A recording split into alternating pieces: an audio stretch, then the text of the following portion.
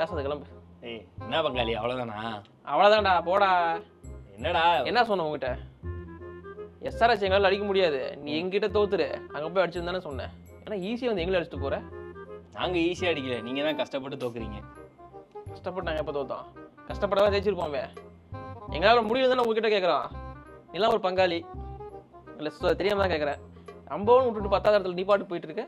நாம் இருந்தால் ஒன்றா தானே இருப்போம் 9th 10th. நான் தான் இல்ல இப்போ என்ன அது எங்களையே அடிக்கிற.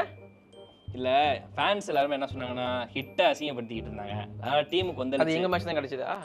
இல்ல உங்க கூட தான் எல்லாருமே நல்லா நல்லா ஆடாத பிளேயர் ஃபார்முக்கு வராங்க. அதான் இந்த வந்தாரை வாழ வைக்கும் தமிழ்நாடு சென்னைன்னு சொல்லி பழகிட்டாங்க நம்ம பசங்க. அதனால ஃபார்ம்ல இல்லாம வரவங்களெல்லாம் வாழ வச்சு அனுப்பிச்சிட்டு இருக்கான்.